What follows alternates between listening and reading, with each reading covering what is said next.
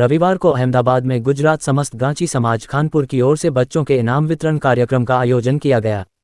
इस मौके पर समाज के अनेक बच्चे और अभिभावक उपस्थित थे। कार्यक्रम की विशेष अतिथि के रूप में कांग्रेस नेता और पूर्व धारासभ्य गयासुद्दीन शेख पहुंचे और उन्होंने समाज को प्रेरित करने वाली अहम बातें साझा कीं। गयासुद्दीन शेख ने अपने संबोधन में सबसे पहले शिक्षा के महत्व को उजागर किया। उन्होंने कहा कि जब भी वे और इमरान खेड़ावाला गुजरात के अलग अलग इलाकों में शिक्षा कार्यक्रमों या इनाम वितरण समारोहों में जाते हैं, वहां देखा जाता है कि लड़कियां लड़कों की तुलना में शिक्षा में आगे हैं, जो समाज के लिए एक सकारात्मक संकेत है। लेकिन साथ ही उन्होंने समाज को एक बहुत जरूरी सलाह भी दी। उन्होंने कहा कि अपनी बच्चियों का खास ख्याल रखे, वे कहाँ जाती हैं, किससे मिलती हैं, किसके साथ घूमती हैं, माता पिता को इसकी पूरी जानकारी होनी चाहिए। बच्चों, खासकर बच्चियों की सुरक्षा और निगरानी माता पिता की सबसे बड़ी जिम्मेदारी है। गयासुद्दीन शेख ने आगे लव जिहाद और गलत संगत जैसे मुद्दों पर भी साफ और सख्त शब्दों में बात की। उन्होंने कहा कि कुछ लोग बच्चों को, खासकर लड़कियों को, गलत रास्ते पर ले जाने की कोशिश करते हैं। इसलिए माता पिता को चाहिए कि वे अपने बच्चों को सही गलत का ज्ञान दें, उनके मोबाइल और सोशल मीडिया पर भी नज़र रखें और समय समय पर उनसे खुलकर बातचीत करें। उन्होंने कहा, बच्चियों की इज्जत और सुरक्षा सबसे पहले आती है। अगर आप खुद उनकी परवरिश और निगरानी पर ध्यान देंगे तो समाज में किसी की हिम्मत नहीं होगी कि वह हमारे बच्चों को भटकाए। गयासुद्दीन शेख ने अंत में कहा कि शिक्षा, अनुशासन और सुरक्षा, ये तीनों बातें अगर हमारे बच्चों में होंगी तो हमारा समाज खुद ब खुद तरक्की करेगा। कार्यक्रम का माहौल उत्साह और प्रेरणा से भरा रहा। बच्चों ने खुशी के साथ अपने इनाम प्राप्त किए और समाज के लोगों ने इस आयोजन की भरपूर सराहना की। अस्सलामु अलैकुम। समस्त मुस्लिम गाची समाज की जानिब से आज ये इनाम वितरण का कार्यक्रम रखा गया है। उस कार्यक्रम में उपस्थित हमारे सबके चहीते, हमारे गुजरात के एकमात्र विधायक जनाब इमरान खेड़ावाला जी, हमारे सबके सीनियर आगेवान जिनको नाम बरसों से हमने सुना है, ऐसे हमारे बाबू भाई टाडा, हमारे दूसरे सीनियर आगेवान आमिर भाई और हमारे कड़ी से पधारे हुए हमारे बड़े भाई अब्दुल भाई दलाल और समस्त घाटी समाज के जो अध्यक्ष है, मेरे दोस्त जो हमेशा रमजान में उम्रा में मेरे साथ होते, ऐसे यूसुफ भाई, और जिन्होंने आज ये आमंत्रण दिया, ऐसे इद्रिस भाई मूसा साहब और सभी साथियों। दोस्तों, बहुत खुशी की बात है कि समस्त घाटी समाज, ये गुजरात का मैं मानता हूं कि मुस्लिम समाज में सबसे बड़ा समाज है।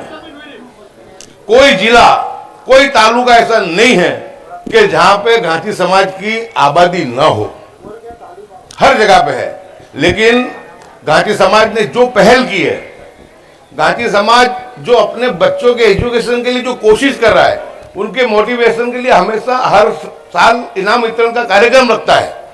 और मैं आपको बोलूं कि सिर्फ घाटी समाज के लिए नहीं, लेकिन यहां जो बैठे इद्रिस मूसा, ये हमारे सबके लिए आइकॉन है, आइकॉन। पूरे गुजरात में, हर जिले में, हर तालुके में लोगों के पास जाना, लोगों को मोटिवेशनल स्पीच देके उनको उभारना और मुस्लिम समाज के अंदर एजुकेशन का प्रमाण किस तरीके से बढ़े, उसके लिए दिन रात मेहनत करते हैं। दोस्तों, मैं और इमरान खेड़ावाला अगर मेहनत करते हैं तो हमारा तो फिर भी वोट लेने का मकसद होता है कि बाद में कर्म किया तो फल भी दो। लेकिन ये ऐसे लोग, जब तक इद्रिस मूसा जैसे लोग जिंदा है दुनिया में, मैं मानता हूं कि मुस्लिम समाज में एजुकेशन का जो है प्रभाव बढ़ता रहेगा।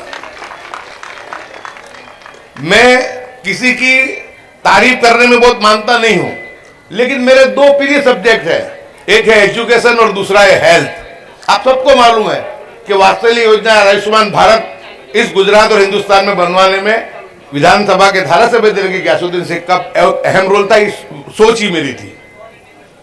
और गुजरात के बच्चों को जो सेंट्रल की, जो यूपीए सरकार ने बनाई थी, प्री मैट्रिक पोस्ट मैट्रिक की स्कॉलरशिप मिले, उसकी लड़ाई भी धारासभ्य रहते मैंने बहुत जबरदस्त तरीके से लड़ी थी और वो दिलवाने का भी हमने काम किया था। और जब धारासभ्य रहा, उस वक्त में भी 2 इंग्लिश मीडियम स्कूल, एक कालूपुर में पब्लिक स्कूल, एक दरियापुर पब्लिक स्कूल, और तीसरी मेरे हारने के बाद मेरे काउंसलर को आगे रख के मैंने तीसरी शाहपुर में भी इंग्लिश पब्लिक स्कूल बनाई जो फ्री है। यानी ये 2 सब्जेक्ट जो है हेल्थ और एजुकेशन, इसकी बहुत जरूरत है। और आज आप में बोलूं मैं आपको कि मुस्लिम समाज के पे जो अंधकार उसके भविष्य पे जो दिखता है और मुस्लिम समाज को आज जो प्रताड़ित किया जाता है, उसके पीछे का सबसे बड़ा जो है कारण वो हमारे में एजुकेशन की कमी है। हमने शिक्षा को कभी भी गंभीरता से नहीं लिया। आज भी देखो कि इनाम देने में जितने भी आ रही थी हमारी मेरी बेटी और मेरी बहनें आ रही थी, आज भी ये बैलेंस चूक रहा है, क्योंकि हमारे बच्चे आज भी मोबाइल में पड़े। लड़कों में इतना नहीं, क्योंकि मैं और इमरान खैर वाले गुजरात में कहीं पर भी जाते हैं तो इनाम लेने में तादाद हमारी बहन की और हमारी बेटियों की होती है। मैं बहुत मुबारकबाद देता हूं उनको, क्योंकि ये मुबारकबाद खास करके तो उनकी माँ के लिए होती है कि वो माँ उनके पीछे मेहनत करती है। बाप तो बेचारा रोजगार के लिए, कमाई के लिए बाहर जाता है। तो जितनी बच्चियों के इनाम के हकदार है, इतनी उसकी माँ और उसके बाप भी हकदार है, लेकिन उसमें सबसे पहला नंबर उसकी माँ का आता है। लेकिन ये आने वाले दिनों में ये अनबैलेंस होगा कि लड़कियां तो पढ़ लिख के आगे आ रही हैं और फिर सामने लड़के बिल्कुल हमारे को उसके मुकाबले में उनके साथ में मैच हो, वो लड़के नहीं मिल पाएंगे। तो हमको ये भी कोशिश करनी है कि बैलेंस हो। तो बच्ची पढ़ी लिखी हो तो उसको जो मिलने वाला शौहर है या सास को दामाद है तो वो भी कम से कम पढ़ा लिखा हो। ये जरूरी नहीं है कि सरकारी नौकरी के लिए पढ़ना जरूरी है, अब तो बिजनेस करना हो तो भी जरूरी है। हर पहलू में, हर जगह पे एजुकेशन के बगैर सब अधूरा है। मैं मानता हूं कि पूरी दुनिया में नहीं, पूरे हिंदुस्तान में मुसलमानों की समस्याओं का अगर कोई हल है तो वो है सिर्फ पढ़ाई, पढ़ाई और पढ़ाई। जब हम पढ़ाई कर लेंगे तो हम अपना अच्छा बुरा भी समझ लेंगे, हमको बुरे का और भले का फर्क भी आ जाएगा। हमको हमारे लीडर बेवकूफ बना रहे हैं, हमारे नेता बेवकूफ बना रहे हैं, ये हमारे सियासतदान बेवकूफ, वो भी समझ पड़ेगी कि किसके बारे किसको कितना गंभीरता से लेना। एजुकेशन नहीं होगा, हम आएंगे, बरगलाएंगे, डराएंगे, मैं और इमरान भाई और तुम्हारे वोट लेके चले जाएंगे, बाद में तुम्हारा ध्यान भी नहीं रखेंगे। लेकिन जब तुम पढ़ोगे लिखोगे तो तुम सवाल करने वाले बनोगे, और जब तुम सवाल करोगे तो हमारी ये मजबूरी आ जाएगी कि तुम्हारे लोगों को मुंह बताने के लिए, क्योंकि हर 5 साल में एक मरतबा आना पड़ता है, तो हम तुम्हारी फलाह बहबूदी के लिए काम करेंगे। तो पढ़ाई लिखाई बहुत अहमियत है। एक रोटी कम खाओ लेकिन अपने बच्चों को पढ़ाओ।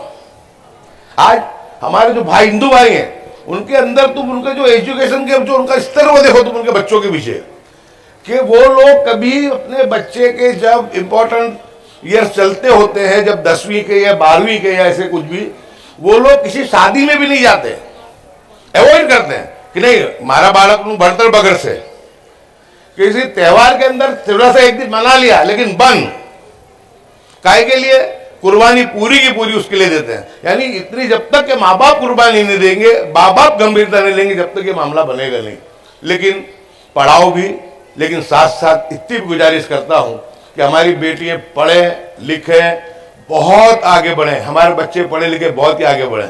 लेकिन जिस तरीके से देश के अंदर मुस्लिम समाज को टारगेट किया जा रहा है, मुस्लिम बेटियों को टारगेट किया जा रहा है, उनके ईमान को खराब करने की कोशिश की जा रही है, तो हमको कम से कम ये भी ख्याल रखना है कि स्कूल में जाने के बाद, कॉलेज में जाने के बाद हमारी बच्ची क्या करती है, किसके कांटेक्ट में है, किसको उसके दोस्त कौन कौन है, तो उसका ध्यान रखना पड़ेगा।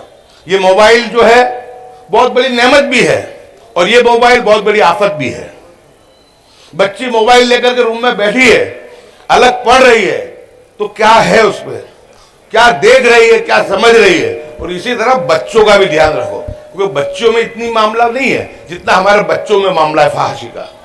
तो बच्चों का भी ध्यान रखें, बच्चियों का भी ध्यान रखें, ताकि हमारे कम से कम ईमान की सलामती रहे। इस्लाम में कहीं पर भी बच्चों को पढ़ाने के लिए मना नहीं है। हम तो देख रहे हैं कि हमारी बच्ची पढ़ के कितनी आगे जा रही है।